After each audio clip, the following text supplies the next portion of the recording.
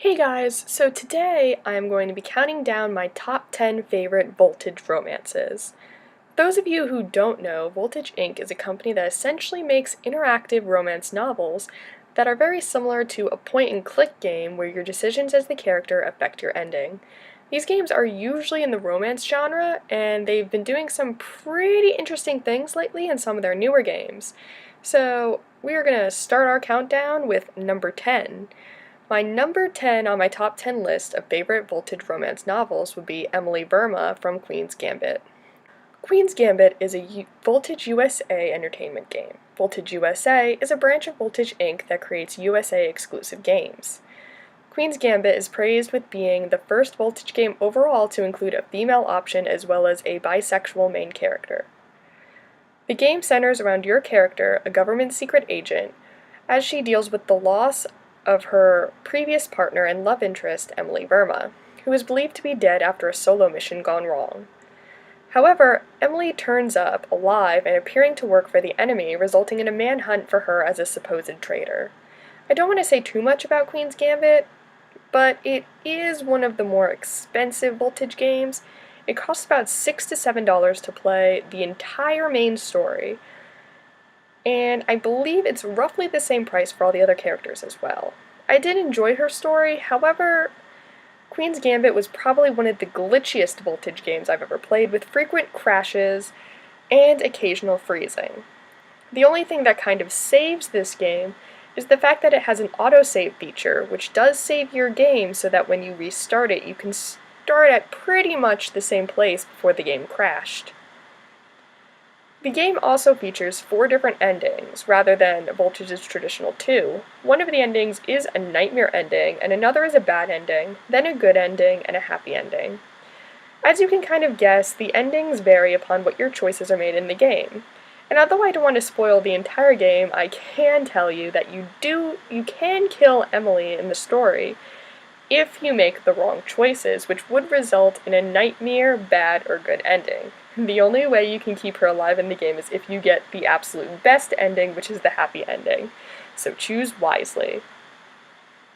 Number 9 on my list is Ryozu Hata from Dreamy Days in West Tokyo. Dreamy Days in West Tokyo is one of Voltage's most popular games.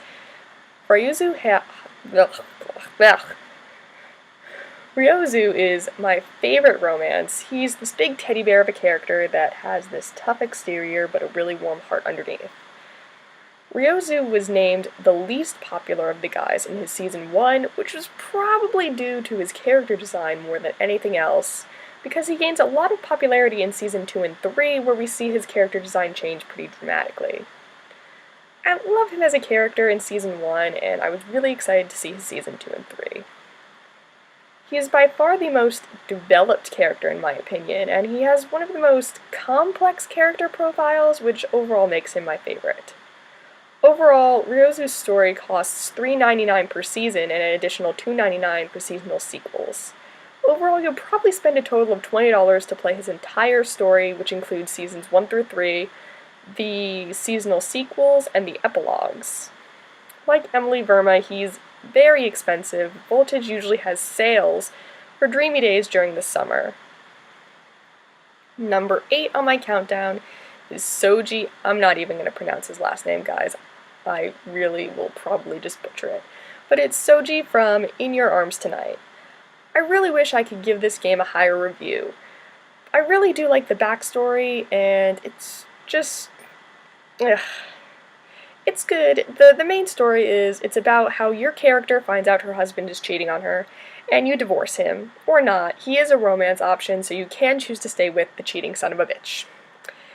And eventually in the prologue, you reignite with your ex-boyfriend from high school, who broke up with you so he could live his dream of being an all-star soccer player, which he is now, and Soji is your ex's younger brother.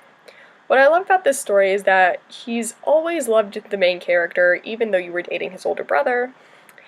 And there are some really sweet flashbacks of him being there for you, and it's just overall a sweet story, and I think it's very interesting that Voltage starts with you being married and finding out you were cheated on, and then you can choose to divorce him. It's just a very unusual, very unique backstory for Voltage, and I can really appreciate that. The good news about this game is that it really only has one season last time I checked, so you can play the entire thing for under $10. Number 7 is Rio Hey from Metro PD Close to You. Now, Metro PD is one of my favorite Voltage games because it is one of the very few games where the female character, the character that you play as, is not completely useless. As you can kind of tell, in Voltage games, the main character is usually pretty useless, pretty weak, has to rely on whatever male interest you picked. In Metro PD Close to You, your character is a detective, is a police officer, she can defend herself. In one of the stories, she actually flips the criminal over her shoulder while in pursuit of him. Metro PD is kind of more of the badass female version of a lot of Voltage games. Rio Hey was one of the last additions to the Metro PD game. However, the wait was not in vain. Rio Hey is the forensic scientist at the police department where you work, and he's a smart, sweet, and very willing to help you in any way. Like every Voltage game I've covered, he is going to be a bit expensive at around $15 overall for his stories and sequels. That is probably a much higher number. Metro PD works a little bit differently. There's a lot of side stories, a lot of sequels, and it gets a little tricky. So I'm probably going to guess it's around $15 to $20 to play all of Rio Hey. Number 6 is Masayomi from Serendipity Next Door. Serendipity Next Door is probably one of Voltage's shortest running games with only one season available per character. It is also Voltage's cheapest, not counting any of the free games, with around $6 per character. The game features the main character getting a new and famous neighbor, whom the character begins a romance with. Masayomi is my personal favorite in the game. Masayomi is the iconic character from the game, or the character that you see most often in promotions, the little opening scene, and also when you play the prologue, he is usually the character that Voltage is kind of pushing you to pick. He's kind of an interesting main character. He's not so much a jerk like Voltage's main characters tend to be. He's kind of man-childish, but kind of dumb, but in like a sweet way. It's weird, but he's definitely a charming character, and I would highly recommend him to anybody who wants to play the game.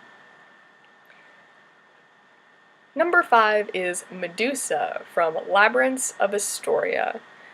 Labyrinth of Astoria was a collaboration game with both Voltage and Voltage USA branches. Because of this, there is a female option. Astoria was Voltage USA's second game with a female option and a bisexual playable character. Medusa is a seductive female option with legs for days. She is probably one of my favorite female options by Voltage USA.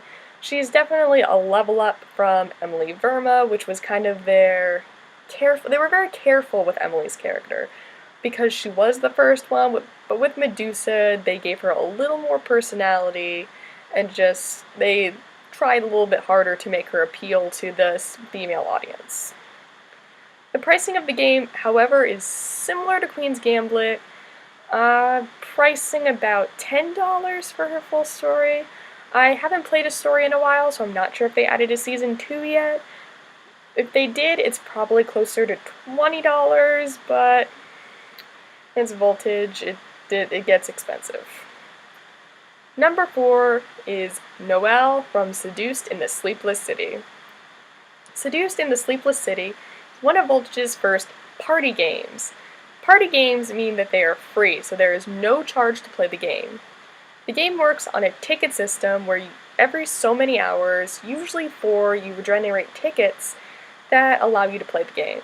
The game also features checkpoints where you have to either play a minigame to get enough affinity, or your character has to pass through a visual check where you have to buy certain items for the avatar in the game. You can usually use in-game money to continue. They do try to make you pay real money to get what they call exclusive routes, which usually come with a CG or character graphic. Honestly, guys, I do not recommend paying money on any of the free games, because you're going to pay like $3.99 to get one graphic, and you can just open up their, paid version of the game, because they do have they are coming out with more and more free versions for the games that they already made that were you had to pay for. And by paying the $3.99, you could essentially buy like a full story and get 4 or 5 character graphics at the same price. So it makes absolutely no sense to buy anything in the free game.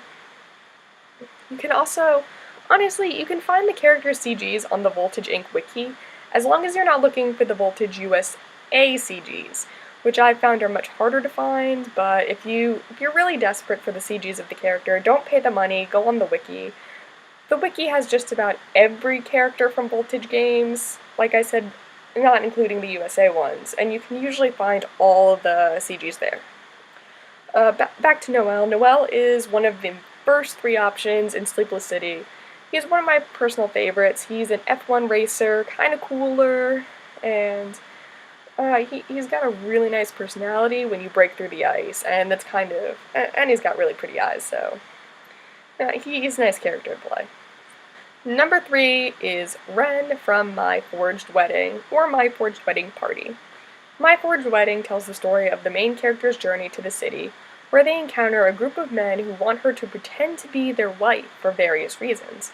Ren is my personal favorite, wants you to be his wife so that he can stay in Japan to finish his research. Ren is a researcher who also happens to be a prince. His family wants him to go back to his home country to be wed, but Ren wants to stay in Japan to finish his research. His research is developing a new medicine that could potentially save lives. Ren's a wonderfully childish and cute option, and the best part, if you play the party version, his story is completely free. Coming in at number 2 is Meguru from 10 Days with My Devil. 10 Days was the first Voltage game I ever played, and Meguru was the first romance, so he's very dear to my heart. His story is probably my absolute favorite male love romance story. His story costs $3.99 for the main season, Season 1, and an additional $2.99 for the Dating a Demon sequel, plus $1.99 if memory serves correct for the epilogue. Meguru is a sweet, and he has a slightly dark backstory, which I kind of like in the characters. I only recommend playing his Season 1, though, because after Dating a Demon, they change his character design. They try to make him look older and sexier, and it only makes him look stupid. So to be totally honest, I would only buy his Season 1 up to his Dating a Demon sequel, and that's it. I wouldn't buy it anymore because it's just awful. They change his personality, they change his appearance, and it just ruins it. So I think they really made a huge mistake in that regard. But, his Season 1 was really good, and if you're just getting into Voltage dating games, he would be one, if you honestly wanted to buy one, he would be the one I recommend to buy. Number 1 on my top 10 characters list is Anastasia Petrova from Voltage USA's Kisses and Curses. Excuse me. Kisses and Curses is Voltage USA's newest and most successful title. The game surrounds the main character, a witch whose birthright is capturing and destroying wayward magic. The main character is approached to perform a spell requiring another witch and a human in order to stop wayward magic from destroying the world. Anastasia is one of 2 female options, a dedicated witch hunter who meets your character in the bookshop while looking for a romance novel. How ironic. When she finds out your character is a witch, however, she attempts to kill you twice. The second time she is poisoned by the dark witch Nicholas, who is also a love interest, but honestly he creeps me the fuck out, so I would not recommend him, and the main character can choose whether to save or kill her. Kisses and Curses is kind of a love triangle style game, where you can pick 2 characters who stay your love interest until you pick one of them to essentially continue the love story with. Anastasia is one of those characters where I feel the game is constantly drawing you away from, because she is supposed to be a witch hunter, so you, the main character, as a witch, is taking a chance by choosing her as a love interest. The good news is she agrees not to kill you because you saved her life, and something about the Witch Hunter Association thing says that she has to repay the life debt by saving your life. So, as a hunter, she only really goes with you when you pick her because you saved her life. So it starts out as a very cold romance, and then it essentially gets warmer as the story goes on. Underneath it, she really is a sweet character and an aggressive one at the same time, which makes for a very compelling story. She really evolves as a person throughout this romance, and she's just an amazing character. And best part is, Kisses and Curses is free, so she is also a free option. The only downside with Kisses and Curses is, like all of Voltage USA's games, it does have a bit of some glitches. Crashing glitch, I think, is one of the only big ones, and a glitch where it tells you the wrong name of the character. Like, I've been playing Anastasia and Melanie's story, and it keeps calling Melanie Nicholas, and I didn't pick Nicholas, so just little things with that. But yeah, she's a free option in Kisses and Curses, and one of the ones that I highly recommend if you want to play a Voltage game but you don't want to pay for it. So that is my top 10 list of Voltage romances. Please like this video, subscribe, and comment below telling me what your favorite Voltage game and romance is.